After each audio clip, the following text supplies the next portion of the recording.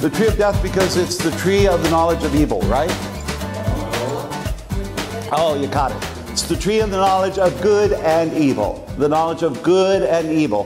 What would be wrong with the knowledge of good and evil? Now, the tree of life is Jesus himself. It's the cross and the Spirit flowing through the cross. It's Jesus himself is the tree of life. The tree of the knowledge of good and evil is a precursor, a foreshadowing of the law that would be given through Moses. But the principle of the law applied here. God wanted to open eyes. He didn't just want them to, well, they can't see now. Their eyes aren't open because they don't eat from this tree. If they would have eaten from the tree of life, he wanted their eyes opened from another tree. But they opened, their eyes were opened by the tree of the knowledge, knowing good and evil. That became their worldview. That became their mindset. That became the paradigm and the grid by which they judge all of life. A knowledge of good and evil. They weren't seeing through Jesus' eyes. They weren't seeing by Jesus' Spirit. They were seeing by the knowledge of good and evil. One depended on a personal relationship with God. The other they could have independently with their own conscience. Their own conscience, which is many times faulty. Their own conscience between them and God. The knowledge of good and evil. So they have we have built into us outside of Christ. Not in Christ. We have the Spirit inside of Christ. We have the tree of life. But outside of Christ, we have a measuring stick built into our thinking. It came from that tree and it killed us. We have it built into our heart. We have like the movies that have the little electronic thing going over your glasses and you're reading things. Well, we have this grid that measures us. See, what happened to them when they ate of the tree of the knowledge of good and evil, several things immediately began to happen. Their eyes were opened, but the first thing they saw was the sin they just committed. It's the tree of the knowledge of good and evil, but they could not see good because they had just become evil. Now, if they would have had their eyes opened by the tree of life, they would have seen how righteous they are because they could have eaten that and had their eyes open without sin. But God had given them a command. They violated the command. They ate the tree of knowledge of good and evil. Their eyes were opened to the evil they had just performed. Guilt comes in. Hiding comes in. Fear comes in. Obstruction with relationship with God comes in to the picture. All of this comes with the law. It's been there from the beginning. Now, the Old Covenant is the Mosaic Law, the Ten Commandments. This is where the law was put into written code form at Mount Sinai. The Ten Commandments were central, but the mitzvot, the Torah, includes 613 commands in total. The law, the knowledge of good and evil, the knowledge of good and evil. It was defining for man what it would take for mankind to perform up to God's holy standard. That's what it was letting us know. If you want to be righteous, do this. And so it raised a bar so high we couldn't get close. Clouds would block out the bar now and then as they fly by. That bar is actually 5,200 feet high. You can't tell because I don't show the whole thing there. And then the law says you have to jump this thing. And Israel, in their presumption, stood at the base of the mountain and said, we can jump it. And God says, you don't know. You don't know that you can't, and you're going to find out. What they should have said is, we can't do this. The only way we're going to get out over that bar is if you miraculously pick us up and carry us over, which eventually he did. Deuteronomy says this, 28. This is the bar that God set. If you fully obey, not just obey, fully obey the Lord your God, and carefully follow all his commandments I give you today, all these blessings will come on you. Hey, sounds like a good deal. All I have to do is fully obey and follow all. However, if you do not carefully follow all his commands, the devil is in the detail, right? The fine print. If you do not carefully follow all his commands and decrees I'm giving you today, all these curses will come on you, and they will overtake you. They will. For those that are of more sensitive nature, that's photoshopped. It didn't really happen, okay? That didn't really happen. I was in the bear suits. 2 Corinthians 3, it was a high bar. We could not jump it. The ministry that brought death, which was engraved in letters on stone. Is there any question about what ministry that is? Only one ministry engraved in letters on stone. And it's a ministry that didn't bring life because the law, if it saw sin, its mission was to condemn sin. That's its job. The ministry that brought death, the ministry that brought condemnation. George Whitefield was an evangelist back about the time of Wesley. Whitefield was in the United States a lot about that time, just before the Revolutionary War. He died in 1770, and he was quite a guy. Actually, if you've heard of the Great Awakening, that's George Whitefield and his ministry, the Great Awakening. And it set things up for the Revolutionary War. This is the night before he died. He died the next morning. This is his very last sermon. In that sermon, he makes this quote: "Works? A man to get to heaven by works? I would as soon think of climbing to the moon on a rope of sand." Works? A man gaining righteousness by works? My paraphrase: I would sooner try to get to the moon on a rope of sand. Hard thing to do. I have been a careful driver most of my life. I got 3 tickets over 50 years span. Not bad, huh? 2 on the same curve and coming down out of the mountains into Chehalis, 2 right there. And the 1 in Federal Way. I remember them well. Until the last 3 years. Then I got 3 tickets. No. 5. I got 3 tickets. We'll need some help from you guys. I got 3 tickets, and they were for school speed zones with the cameras. You know, all of a sudden, when those things start flashing, then all of a sudden it drops from 35 to 20 miles per hour. I hate those cameras. They are merciless. It has nothing to do with anything else but the movement of my vehicle. I got ticketed. Maybe the speed. Now, the policeman with his radar gun, the thing about that radar gun is it's only looking for one thing. It's focusing, it's trying to find somebody speeding. The radar gun of the law, it doesn't care about your faith. The law doesn't care about your faith. Faith is not its commission.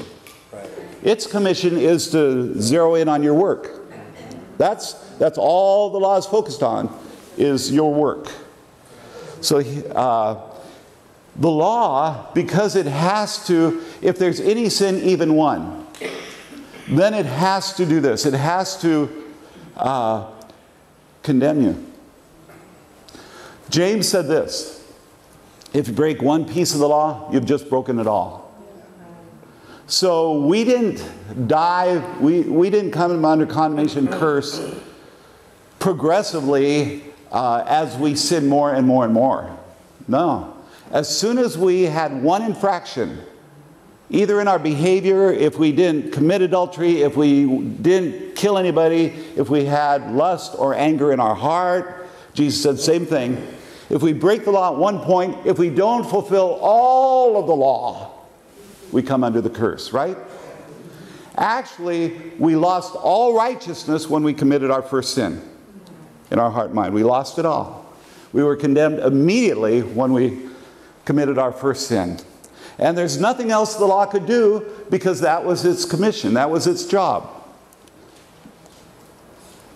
Now, for some good news pretty soon, you want some good news. Hebrews 8. If there had been nothing wrong with that first commandment, covenant, no place would have been sought for another. But God found fault. Now, it's not that anything was wrong with the law. He found fault with it because it could not help us, could not save us because of the weakness of our flesh. Yeah. The law was fine, we weren't. And he found fault with it because it could not help us. So he said, the days are coming, declares the Lord, when I will make a new one. Get rid of the old one. Romans 8:3.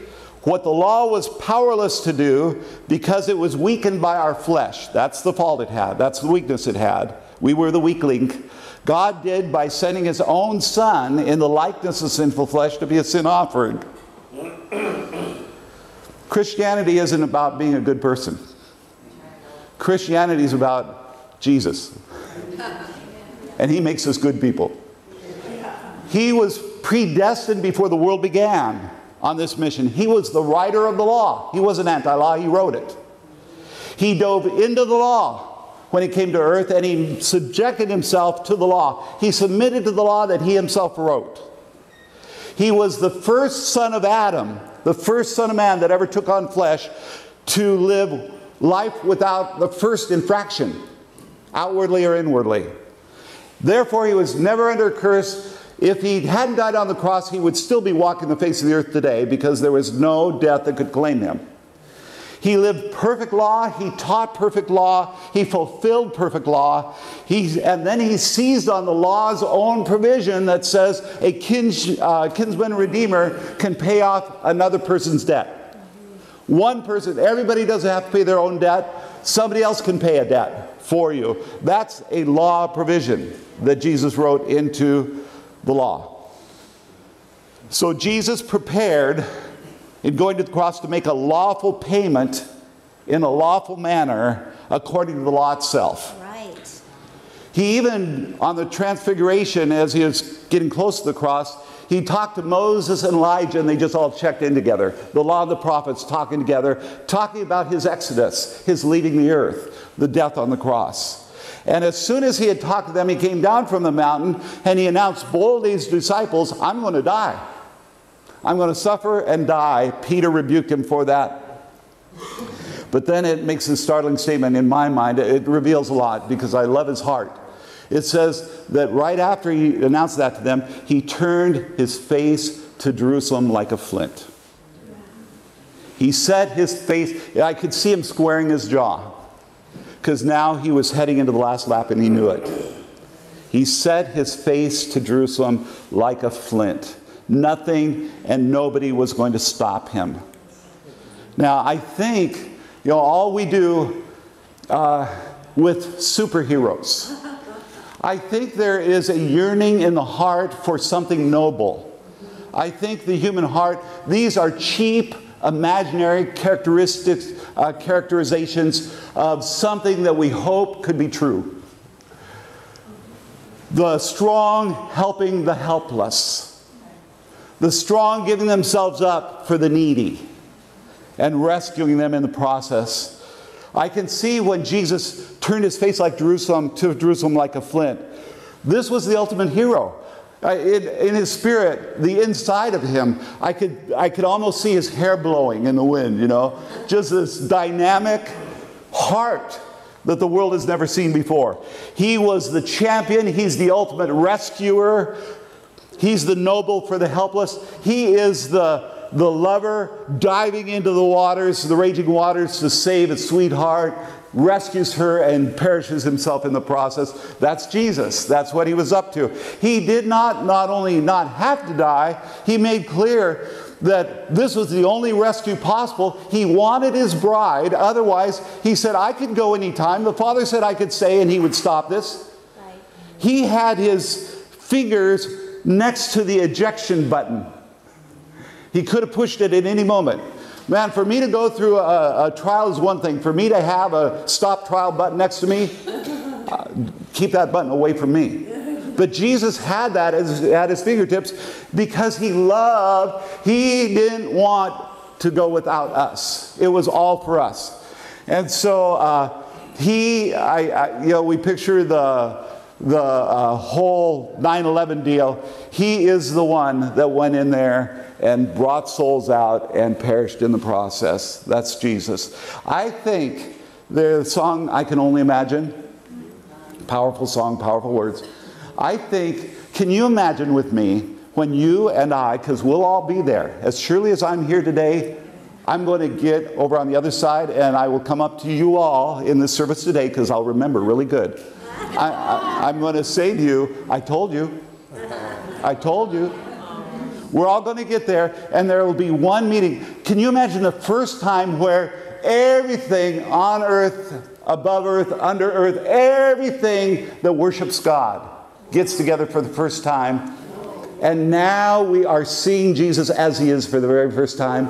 And we're seeing the largeness of his spirit, the largeness of his heart. Can you imagine? Whoa! It's going to be awesome.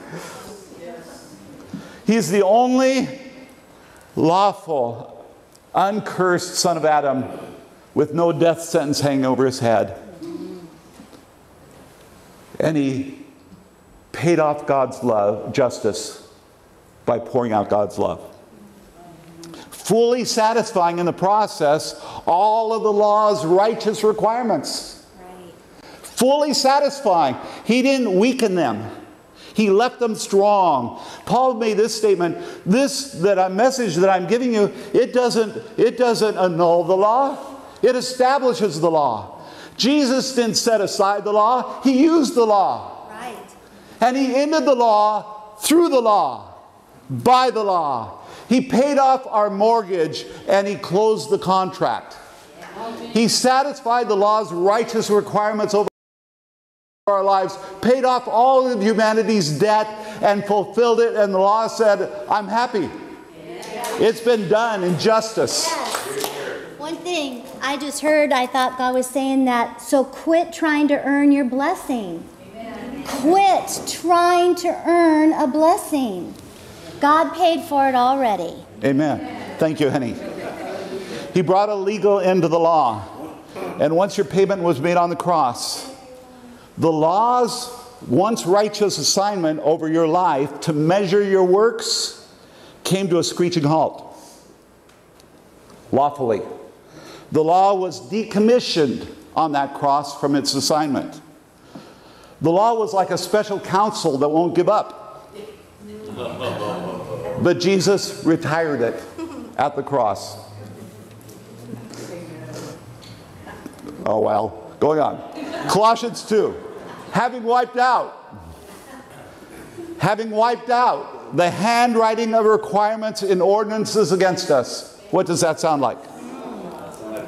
Which was hostile to us, not because it was bad, but because it could do nothing but curse sin. He removed it out of the way by nailing it to the cross. The very first time Jesus appeared as a public display was when he was taken to the temple at the 8 days old to be circumcised.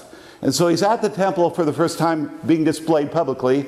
And the Holy Spirit tells this man of God to go to the temple. His name was Simeon. Simeon comes from a root word, Shema.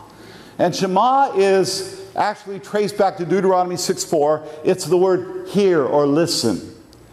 And in fact, they call Deuteronomy 6:4, I've been to Israel at the Wailing Wall, you put on the phylacteries, and you quote the Shema. Hear, O Israel, hear, Shema. Hear, O Israel, the Lord our God, the Lord is one. You shall love him with all your heart, all your soul, all your mind. That's the Shema. It represents all the law. This is Simeon. In this story, he's representing the law.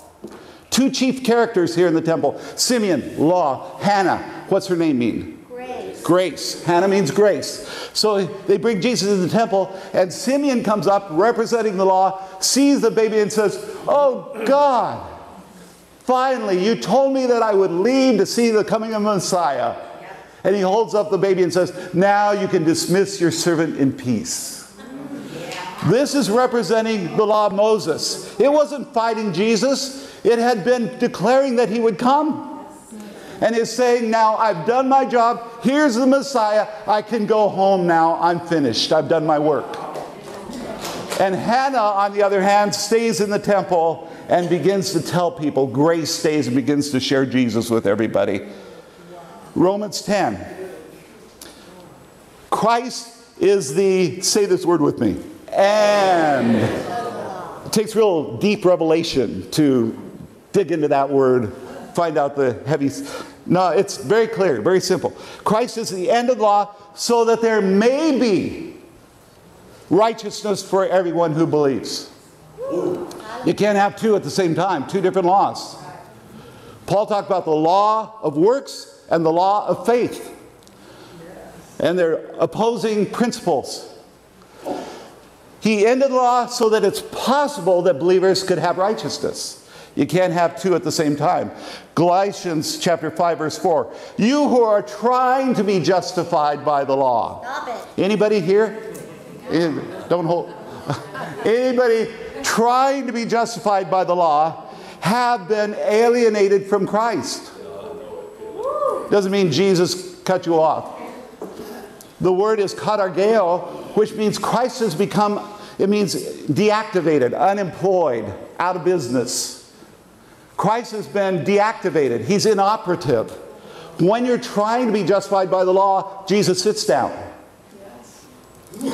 He becomes of no effect, is other translations. When you're sick, your healer, you want him to be of effect. Yeah. When you're poor, you want your provider to be of effect. Yes. When we are trying to be justified through the works of the law, Jesus becomes inoperative in our lives. Isn't that amazing? He's talking to charismatic Christians here that had understood grace fully, but they were backing away from it. Now, did law raise up from the dead? Is it now alive? Didn't Jesus nail it to the cross? No, law was gone, but in their minds, it was alive. And in their minds, how could they come under the curse then if Jesus had done away with the law? In their minds, when they depend on the works of the law, they are now being disqualified from the law and not able to receive Jesus' help and salvation in their life. We have, you have fallen from grace. By the way, this is the only statement in the Bible, fallen from grace. Jimmy Baker, on the front of the magazine, fallen from grace. He didn't fall from grace because he sinned. You fall from grace because you try to be justified by the law. You fall away from grace. We have this idea that we are saved and made righteous by the grace of God, but then we live out sanctification by our hard work. Right. Have you heard that before? Right. Did you go through catechism, Evie? Oh my God. I'll second that sentiment. Anybody see their faces up there? Yeah. Catechism teaching, Church 101. There are two righteousnesses. I don't believe that, but there are two righteousnesses. There's one legal, one experiential. Have you heard that before? One positional, one practical. Two righteousnesses. The idea that God's righteousness forgives us, but our law keeping then keeps us holy. No. There's never been two cooperative, complementary righteousnesses. God and ours. Because we've never had any righteousness by works. Never. There's no such critter. The only righteousness any human being has ever known is God's only, and the only way that comes to any human being is by faith alone, not by works. That righteousness is both legal and experiential, positional and practical. You can't have hot and cold at the same time. Doesn't work. Righteousness by law and righteousness by faith are mutually exclusive. They can't coexist. You can't have day and night at the same time. When one appears, the other disappears. Why? Simeon leaves. Why? Because law or works righteousness depends on us. And we failed. And the law can do nothing but curse us. Faith righteousness depends on Christ. He succeeded and we're blessed. Amen. We can't be blessed and cursed, depend on ourselves and on Christ all at the same time. Impossible. Law, which is based on our works, will always say we are unrighteous and cursed. That's all it can say. Always. Listen to that. Law, which is based on our works, can only say we are unrighteous and cursed. That's all that can come out of the mouth of the law. Because by our works on that basis, it's true. But faith, which is not based on that, it's a different operation based on Christ's gift, will always say, always, that we're righteous and blessed. Always. Hallelujah. One is always cursing us. One is always blessing us. One is always saying you're unrighteous. while the other is always saying we're righteous. You choose. The righteousness by law doesn't even consider our faith, and faith doesn't consider our works. Law exposes your sin and cursedness. Faith exposes your righteousness and blessedness. Let's say you're just, like Romans 5:1, being justified with God, we have peace with Him. And then you realize you just lied. You ever realize that after you just, I was under pressure, it came out of my mouth that I'm a Christian, I know, but, you know, then you realize I just broke God's law. Now the law at that moment, if you want to listen to this thing Satan is trying to say is still alive, the law will tell you at that moment that you're a sinner and cursed. At the very same moment, faith will tell you the opposite, that you're righteous and blessed. Law will then tell you to go back and tell the truth in order to earn back your peace with God and the righteousness that you had with Him before you lied.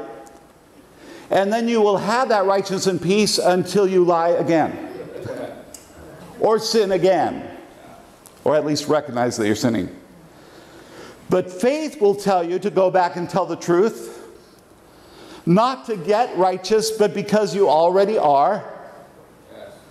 It'll talk to you this way. Hey, Bob, don't you know who you are?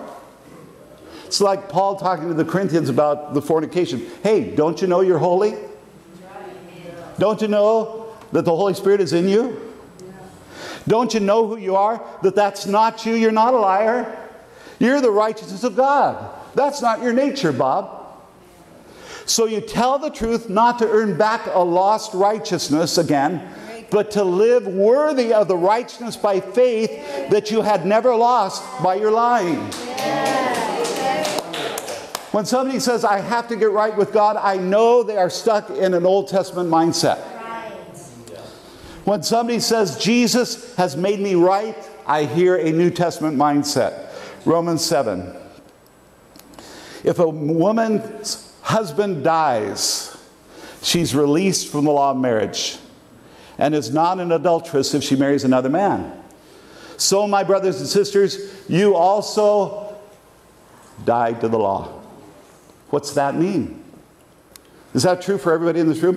Yes. Have you died to the law? Yes. Oh, yes. You died to the law through the body of Christ that you might, there it is again, they can't coexist, that you might belong to another.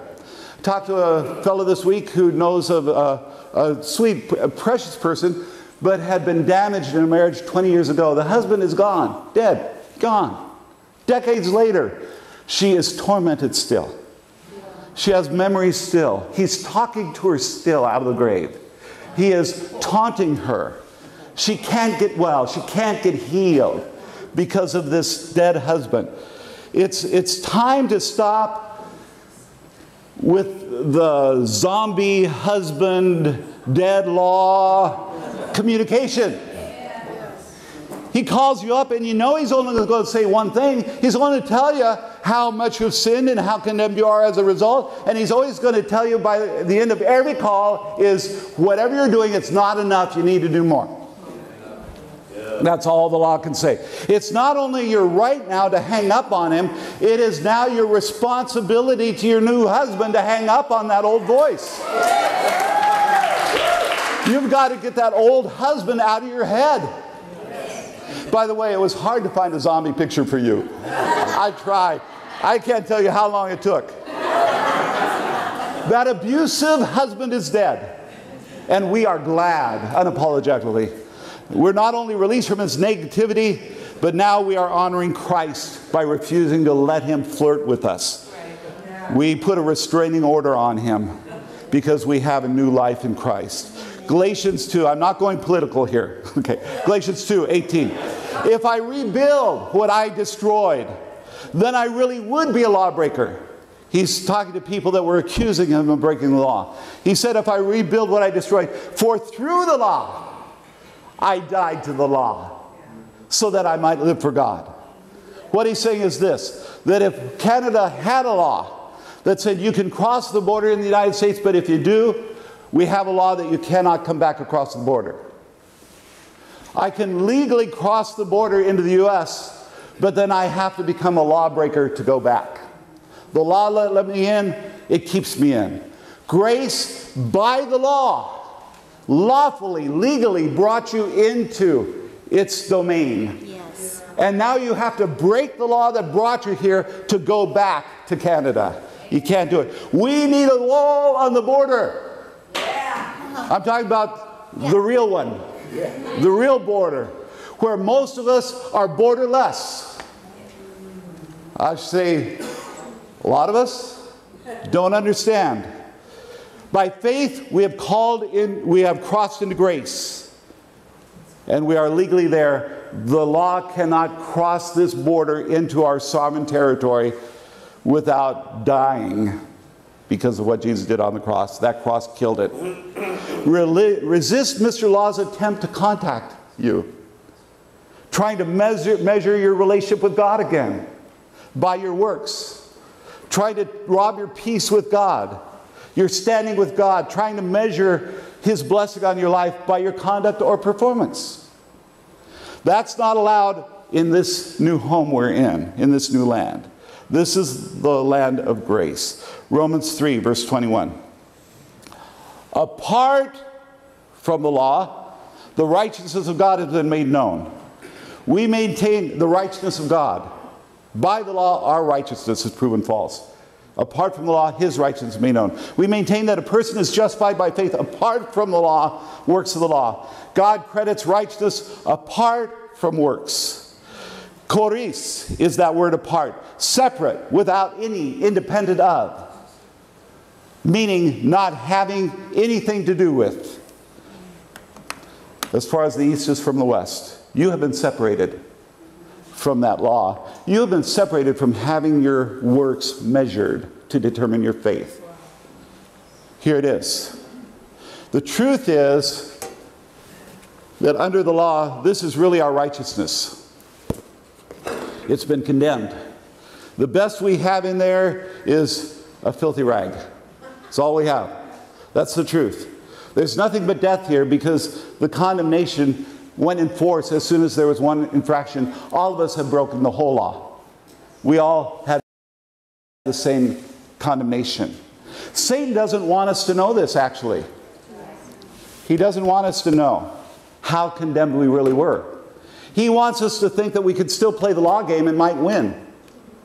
It's like a slot machine that's never produced in thousands of years, and we're still trying to put quarters in. And so we are measuring our right standing with God by the works we do or don't do. Well, how many times did I lie? How many times did I steal? Because we're trying to get the things full so we could have righteousness with God 100%. Well, I've only been 75% good today, so I'm only 75% righteous. I'm only 5% good today, so I'm only 5% righteous. Meanwhile, Jesus bought us only one grade and one level of righteousness. That's 100% righteousness. Now watch here, just a second. If we lie, then we know this righteousness goes down by works. If we lie, does this righteousness by faith go down too? No. If we lie 15 times in a day, this one goes way down. Now, because we haven't disconnected in our minds, Jesus disconnected at the cross, but because we are still believing that this has some influence over our righteousness, it's a whole different operation. God says that is apart from each other. They are apart from each other. It's time that there's a clean line of demarcation cut. Yes. It's time that we begin to see distinctly where our righteousness comes from and why it's there. And that this has absolutely no influence over that over there. I can lie 15 times in a day and this stays the same. Because this is based on works and this is not. It's based on a gift from Jesus through faith alone. Yeah! Well, Bob, if you say that, then people will sin. No, we sinned over here, didn't we? Even with this. Over here, we're empowered to live a holy life. Faith righteousness is far apart from works righteousness. One has nothing to do with the other. They can't. One changes, the other doesn't. We died to what goes on over here. This is the tree of the knowledge of good and evil. This is the tree of life. Over here, we see our sin and we hide, and our relationship with God is obstructed. Over here, we don't see any sin. We have a different eyes to see the world through, and now we have wide open, free relationship with God, and we walk with Him in the cool of the day over there. We died to what's going on over there. So God says, reckon it so. Believe it so. All the work sifting, disobedience, obedience work going on over here, doing good, doing bad stuff. Oh, okay, I'm not saying go do bad. I'm just saying it doesn't affect this over here. We've died to that whole way of looking at life. That's the tree of knowledge of good and evil. Okay, Teddy. Can I say this? Some of us believe in grace and all that. And we go, okay, I'm not condemned. I'm the righteousness of God. I'm the righteousness of God. We can say those things, but if you spend your days looking at this, then you're going to have to 5,000 times in a day go, I'm the righteousness of God. I'm the righteousness, because the law is constantly condemning you while you're looking at it. Do you understand? Yeah. God's saying, bury the sucker. Look over here. Look at this. And you'll have to battle that condemnation far less. Teddy lived in Africa, the jungles all his life, law land. The Bible says that the wrath of the king is like the roaring of a lion. And Satan goes around, doesn't say a roaring lion, like a roaring lion. He's imitating God, the king's wrath. And he goes around and he roars and he's trying to convince you that Jesus is so mad at you. And in doing so, he devours people. How does he devour? He devours their faith. Right. When he convinces you the king is mad at you, your faith crumbles underneath the load. So Teddy's parents died, his brothers, sisters died, his aunts, uncles, they all died down in Africa. They were devoured by the lions down there. He's the only one with much faith left. So he decides he's going to move back to Iowa. Packs up his bags. He buys a respectable corn farm at an actual place called Strawberry Point, just off Highway 3, 1,227 people, Iowa. His neighbors wondered why he built that bunker on the edge of his farm, why he spent 24 hours a day in this bunker looking for lions. And somebody had to come and convince him, talk him down, and saying, that old order, it doesn't reach you here. You're in a safe land. We have to help each other, folks. We have to talk. I'm today trying to talk some of you down because you're in that bunker. You're trying to fight off those accusations, and I need to let you know, hey, we're apart from all of that now. We were at University Place, Assembly of God, a few years ago. And it was a hard time for me. Hard. Sometimes I'd come to church, go home, just nauseous, just throwing up sick. You know, just discouraged. I thought I was in God's track. I would have to violate my conscience to get off the road I was on. You know, I know I would have counseled myself too if I wasn't me.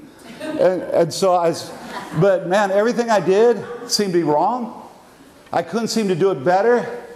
But I was stuck anyway. And I came out of a service one day, just kind of like I knew it was going to be another 6 days of sickness after the service. So I'm walking the hallway, and God talked to me, and He said this, Bob, I'm going to build this church through you, not because you do things perfectly, but because you trust me even when you don't. I'm going to build this church through you, not because you do things right, but you will learn to trust me even when you do things wrong. Why is that, Bob? Are you saying that I can go out and do things wrong and get away with it? That's stupid. I'm not saying that at all. But what I am saying is that God's blessing on our lives, the success we have in reaching our final destiny on this earth, doesn't depend on your perfect performance. It depends on His unfailing mercy alone, and we've got to learn that.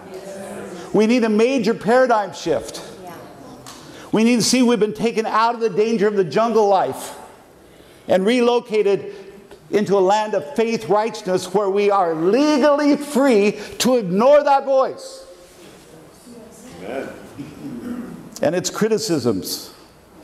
We need to clearly recognize the difference between righteousness law, law righteousness, and faith righteousness, and make a clear demarcation. Listen, our law-breaking behavior is totally separated from, it has nothing to do with, and can no longer hurt or damage our righteousness that has come to us by faith apart from law.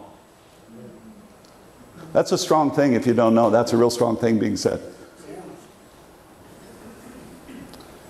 Law-breaking behavior has nothing to do with the righteousness that came to us by faith apart from law. Amen. Pull them apart. Separate them. See them clearly. Build that wall. And don't let the measuring stick of the law regarding your works talk down, again, your righteous standing gifted to you by Christ. The clearer you see the distinction, the more peace you'll have. Okay, Romans 1, last scripture. Oh, that was me in University Place. Last scripture, Romans 1, verse 17.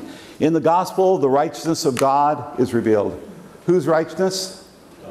God's. A righteousness that's by faith from first to last. Not from faith to works. Faith to faith. Just as it's written, the righteous will live by faith. In case you didn't know, final thought here as I close. This teaching today is not meant to reassure bad people that God forgives them. This teaching is not to calm guilt feelings. This teaching is not for bad Christians as opposed to good Christians. This teaching about righteousness by faith and not righteousness by law is meant to help define for us the quality and nature of the only kind of relationship we can have with God Himself. This teaching is for the best Christian and the worst Christian. It's for anybody that wants to know God better. God's saying, this is how I relate to you. I relate to you on the basis of your faith, not on the basis of your work. Now, if you learn to accept that, we'll get along better. We'll have relationship. Will you receive that today? Amen. Thank you, Jesus. Thank you, Jesus. I believe the Spirit of the Lord is saying to this group right now,